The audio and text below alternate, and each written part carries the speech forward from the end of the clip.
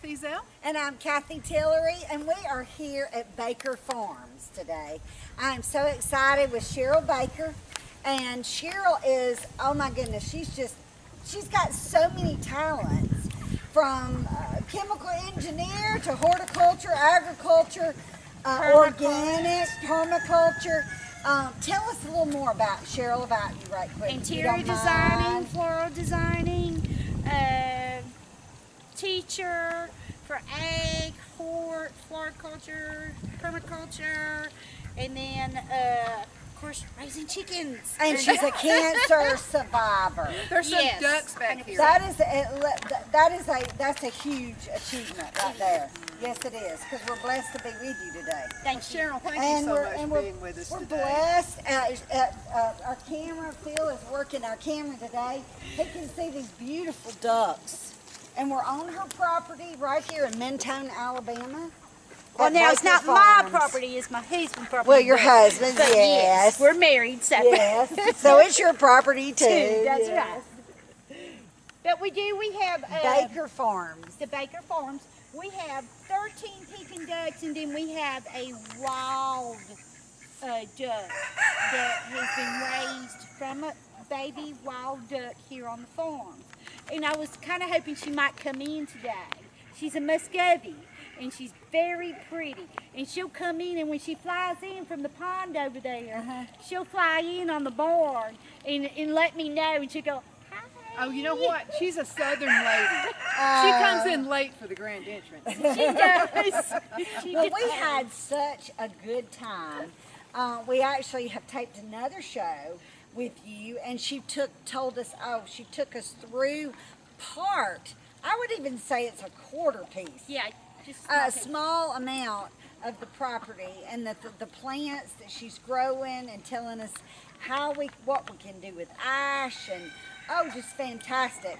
So we're back here today, and now she's going to walk us through some more of the property today. Let's get started. Okay, so everybody has a part on the farm. From our ducks to the gardens, from the gardens to the chickens, and from the chickens to the sheep, from the sheep to the cows. Everybody has their own part on the farm. So here we go. We are going with Cheryl, and she is taking us on another adventure today.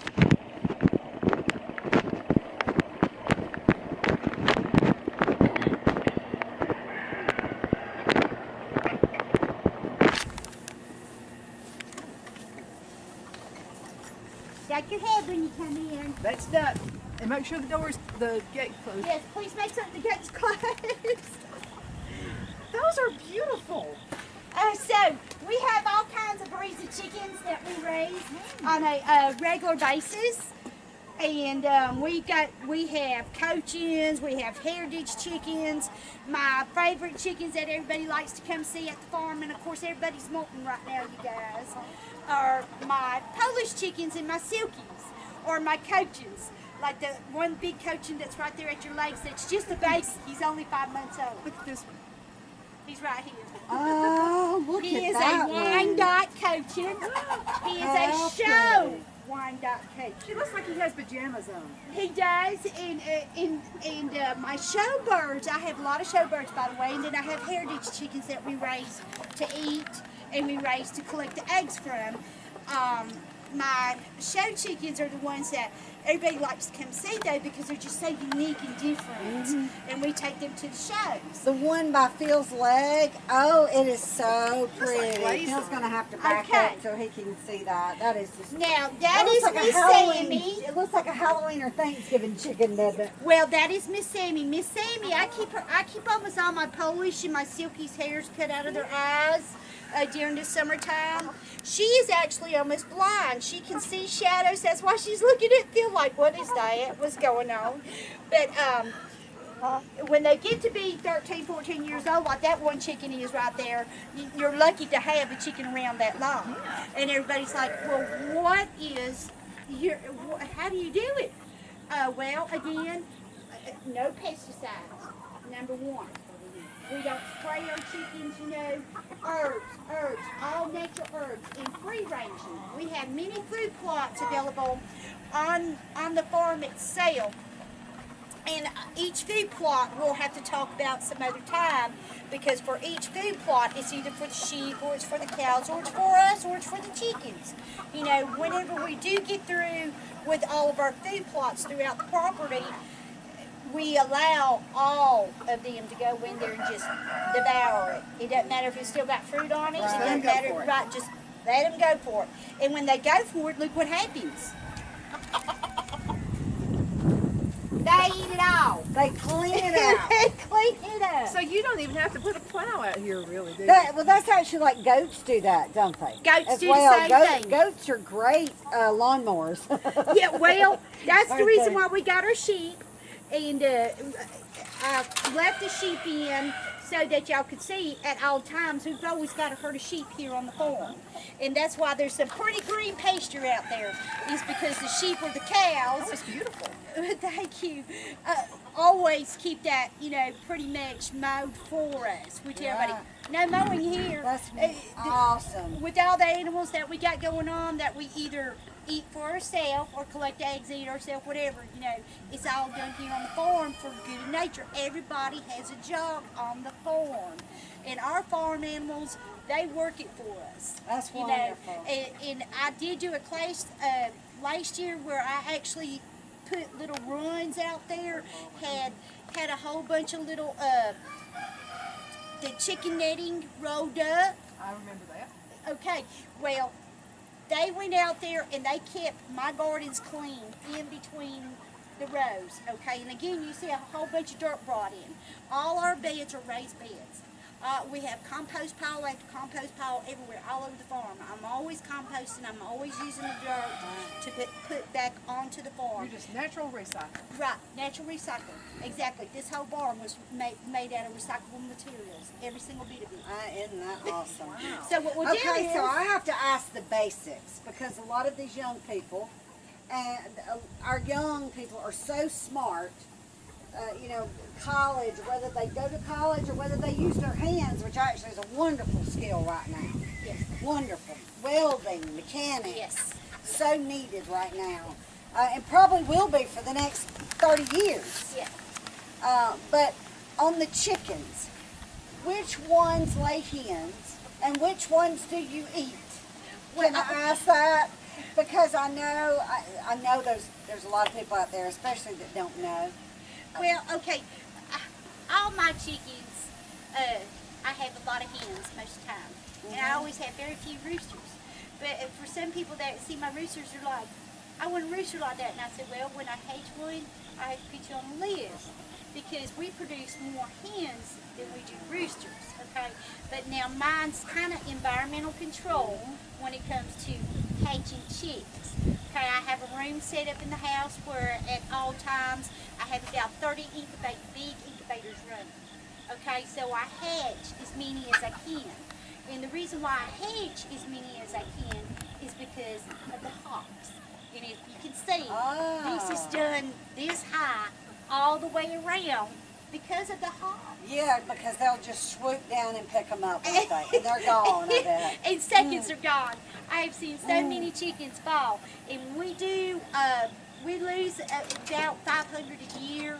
So Wow. I generally, on a regular basis, have about 500 to start off with every year. Okay? And No, I she sell- doesn't sell these. These are for her. Right. So Exactly. make sure y'all understand that. That's very important. That's what we were asking. Which ones do you cook? I mean, do you kill to cook? Okay, well, And, or now that you've all hens, they're all egg laying, right? well, Is that right, Cheryl? It or is, what? but I have a lot of roosters too, and I keep a lot of roosters because of the hog situation that we have. Come on, Thomas. Look how pretty that rooster is. That's blonde Thomas. Okay, and that's Thomas. And when we go around throughout the barn, because we have several bigger roosters that are bigger than him. All right, I am breeding. So I am mixing genes, and most of my genes I'm mixing with the Brahmas because the Brahmas get so big, and some of my males, almost all, I would have to say almost all my males are experimental. Okay, but I want to improve genes. And by improving a bigger chicken and not having to wait so long, improves the quality of meat you can get from the chicken. Okay. Because I don't want to eat anything from the grocery store that has any kind of pesticides or chemicals. Right. Not with all the cancerous I thought in the store. Period. Right. So I raise my own. And you eat your own chicken? Yes. Did you hear that? So that was my question. So she's got hens that lays the eggs, and you can get those. You can eat them, or you can let them hatch, right? Like you do Correct. either way. Correct. And then you also, the chickens that grow to maturity, so you can harvest them for food. Yes. Yeah. I like to harvest them though right around 6 months old. Okay? Wow, yeah. Because anything that's over 6 months old is hard. Like a Okay. deer. Okay, we have a lot of deer Right. out here and everything that we eat from the land. So the why meat's not as sometimes- tough. That's why sometimes you'll eat out maybe, or you buy chicken from the grocery store. It's a little tough. It really Well, is you know, tough. like at the supermarket, you know, when it comes to buying turkeys is a good example. Yes. It'll say young and tender. So I always buy the little one that's young Yes, and the tender young, instead small of the big old Yes. turkeys. Yeah, because I like it, that. when you're harvesting your own food, you want to harvest them young. Okay? Not at a 3-year-old life cycle, in other Right. words. And this is, you hear all the roosters right now? Oh, because there's a hawk up there. There's a hawk circling us right now. Exactly. So, What about that? I'm glad we're standing out here right now. But And- yes, there's and- lots of wildlife. And then what is this over here, Cheryl? This is really, and you know, for chickens, I told Donna, I said, well, is it going to be messy? No, it's very clean. Yeah, well, Look how okay. clean it is. I'm a for breeder, chickens. okay? And just like I do in my So clean. greenhouses, when people walk through my greenhouse, they're like, "Oh my God, you eat off the floor." I used to have 48 greenhouses, you guys. It don't matter how many greenhouses you got. The thing is, just same as your barn situation and your animal situation, you want it kept as clean as possible. Less bacteria, less funguses. The cleaner, the better. Less problems you're going to have with your animals. Less disease, I would think. Exactly, diseases. You know, there's so many parasites and just so many different diseases with Worms, they chickens. get worms. Oh Lord, I won't even, some of the videos I had to watch before I started raising chickens was, if I was going to be serious about this, just like any class, you want to learn everything about, I mean, from it being born to it dying. You know, you want to know everything you can possibly, inside out, just like the doctors do us, Right. inside and out. out. So we Yeah. want to know about our animals Right. inside out, whether it's chickens, whether it's sheep, whether it's rams, whether it's the cows, or whatever it is, just like a plant. You want to know it inside out, because if you can give it a good environment to grow in or to live in, you're not going to have sick. Well, let me sick ask you a animals. question. You know, an apple a day keeps the doctor away. You know, Right. is it the same with animals, chickens, and Yes. the more roughage they can eat, the better? The more roughage. Fruits. Yes, ma'am. That's why we let them have their way with this, okay? Right. And now that they've had their way with this, now, you know, you can get some really good deals on end of the season watermelons, cantaloupes. That's right. Okay. And chickens eat that? Chickens eat all They'll produce. eat anything, They'll eat everything, including The skins? possums. I don't want to talk about the gross stuff, but they do devour Whatever. on things that are rotting. Yeah. Okay? They seem to like that better. But But should you limit that? yeah, because of parasites, I don't allow it here. Yeah. Okay. Okay? I mean, we don't. We don't. Some people do, but I don't. Okay, I know what they can do, and I know what they can eat, and I I'd know how rather they not. can eat things, Right. but I don't allow that here. Right. So what we're going to do is we're going to walk around. We'll walk around this way where it's more stable. And we've had a lot of water here, so you see a lot of lime down. And you've seen us turn some boards and stuff. Of course, chickens are digging. I take my feed sacks and stuff like that, you guys. And just to show you what I do, I put them down on the ground and the earthworms will come up. Great idea. Oh, for the chickens to eat. Oh, they But love you don't want to worms. give them too many because Right. you can create some problems. And I did just do a short video intake on worms and things like that the other day. Especially the wrong time of the year, if they eat too many earthworms, it can cause problems. Lots of problems. So Right. you just gotta kind of, you know what your chickens like to eat and how much they like to eat. So y'all just follow me this way and we'll just walk this way. Now, like I said, we've had a lot of waters problems lately, but we fixed everything. Well, you know, there was actually a town pretty not too far away that they had the whole city, I think, Ellsworth. Yeah, that was in Kentucky. Yeah. Oh No. my goodness. Now this is what I'm gonna tell you about right here. This is cleaner than most hospitals are. You really do a great job. Well, thank you, Donna. It's very important that we keep clean sanitation at all times. Everything, you know, this is our water pipes right here. All of our piping goes all the way through the barn on both sides, even all the way around. And the ones on the outside pins, they don't, there's only 2, I think, now left. Anyways, there's only 2 left, and you guys, this is the best thing right here. You can put your vinegar in here. Vinegar's good for chickens, right? Very, very good. But Why do you give How do you chickens water it? vinegar?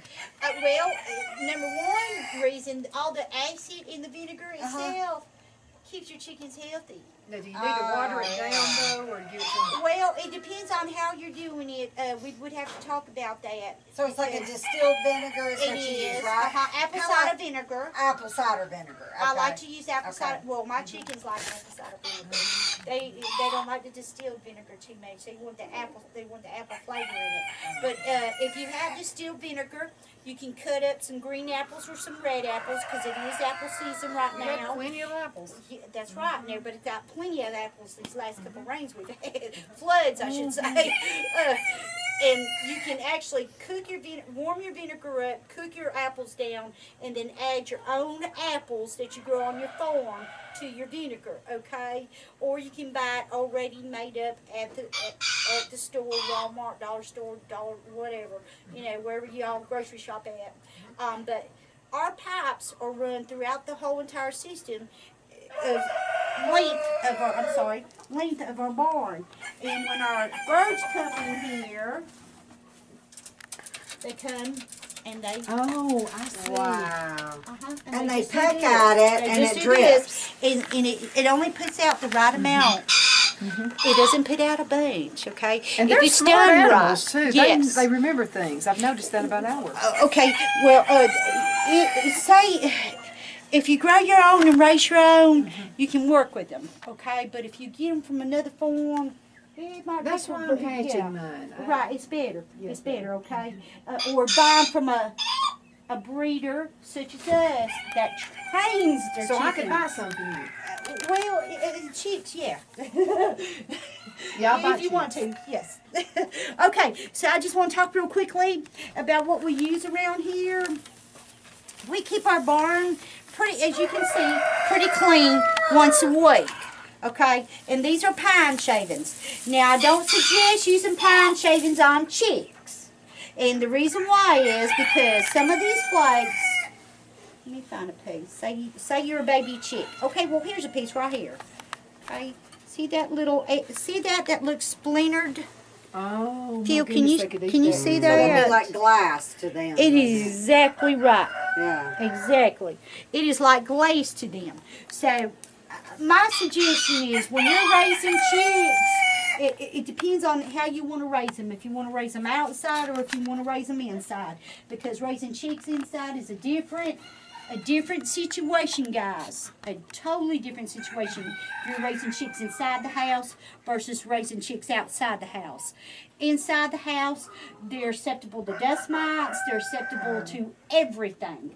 Okay, so that's why it's important to try to get them outside and breathing air ventilation situation, because you don't know what kind of environmental things they can get into or harm themselves in if you're not bringing organic in the house. Okay, but if in an outside situation, if you have a pen, I would suggest at any time using sand on your baby chicks. Okay, sand is better than that is, and you can rake it clean really fast, and it's over and done with. Okay, now when they get about say 8 weeks old, then you can go ahead and move them to your pine shavings, and not have to worry about it splintering or being felt like glass in their throat and then choking. That's on valuable it. information, guys. Yeah, well, it is. A lot of folks are raising chickens in the backyard now, Yes. even in town. In town. Yeah.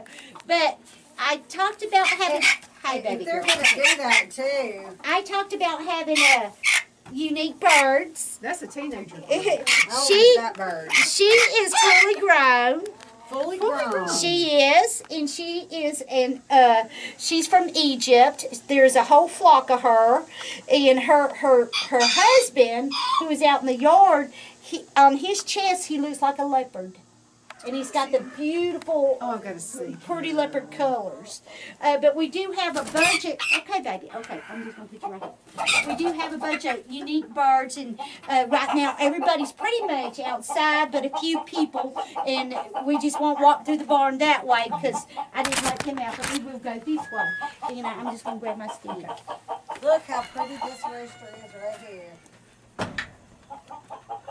And they'll actually, and they can take water out of a bowl, right? So that Yes, just collects I from have rain, right? Yes, and I try to let it do as Beautiful much white natural rain as possible when they're outside. That way they do have a little bit natural acid rain that they get down into their system, and that kind of helps keep their pathway cleared. And you know, a lot of people have had problems with gateworm this year, and gateworm is serious. Now, what I was talking about, you got to be real careful with how many earthworms your chickens eat. That's why during the wrong times of the year, when it's real wet, if they eat too many worms, they'll develop gateworm. Okay, it is manageable, but sometimes it's not manageable. And I mean, I've been to farms, you know, with inspectors helping them check their chickens and everything, and sure enough, they had gape. And what that means is that there's a worm in the back of their throat, and it's almost like an octopus. And it chokes their airway. It will choke them overnight, and it's sad. It's sad. It happens though. Respiratory infections, you know, some people are like, well, my chicken's got a dry cough. Well, it could be an allergy. Okay, a lot of chickens have come up with allergens this year because it was so high humidity, and Alabama just wasn't ready for them 100 and something degree temperatures we were having. I mean, we've had it over 100 degrees up here on the mountain before, but not 110 plus the humidity. And those are the situations that we've had this year. So, you know, you did have a lot of allergies, but you also had respiratory problems too. But there's so many diseases. We could talk about chickens all day long, and I still got the greenhouses to show you guys. So we've just got to gonna get kinda- moving. We're just don't about, we're we? about 5 minutes into a break. Okay. Yeah, so we've got about 5 minutes left. Now, this is a beauty. He's a chocolate orchid too. Okay. And then the one in the back that's so big right there, he's actually been bred. It was a project I did with Brahma, a partridge Brahma, and an Easter egg. And that's what I come up with. Beautiful. And Auburn has been calling me, you need to come teach our chicken breeders down here how to breed. And I said, oh my gosh. I think said, you do. well, okay. But, you know, again, I'm raising chickens for healthiness, meatness. Yeah. You know, I want a chicken to be as big as a turkey, but as tender. You know, I want them to be tender. And again, some of that's probably what you feed them, the environment, the humidity, the everything. Everything.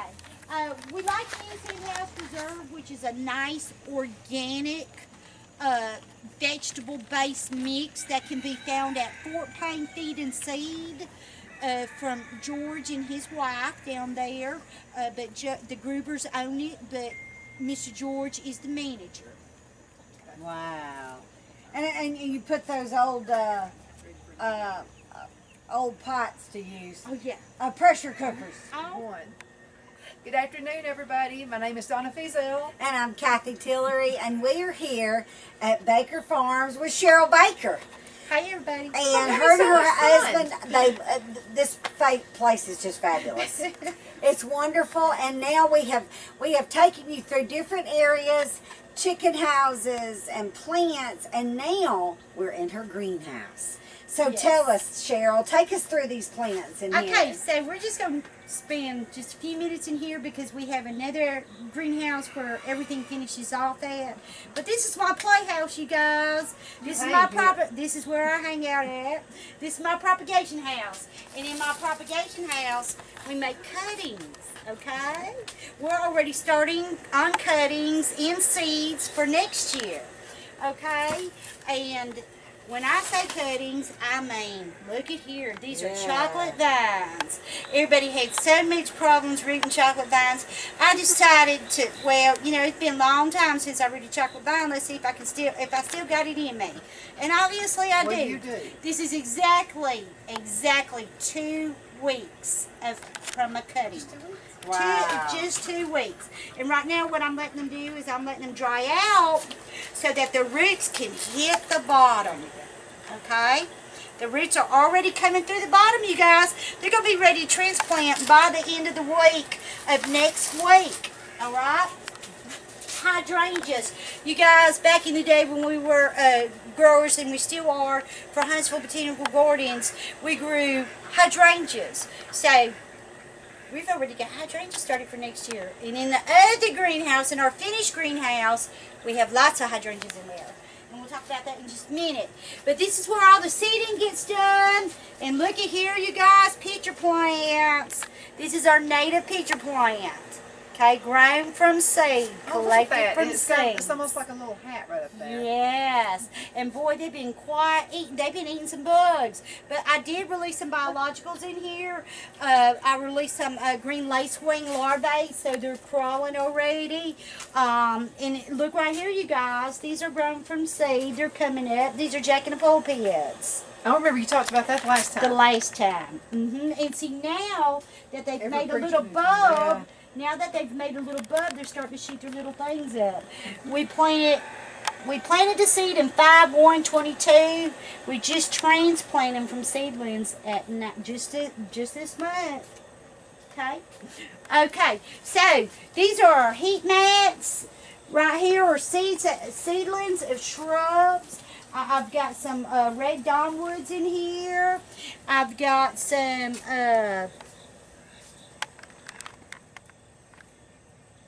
Dawn redwoods, and then I've got Serena's redwoods, and then I've got some common hackberries. I got some sequoias. These are all trees, and then I've got some Rocky Mountain bearded tongues, and then I'm trying a really unique vine that is from South America, from Chile.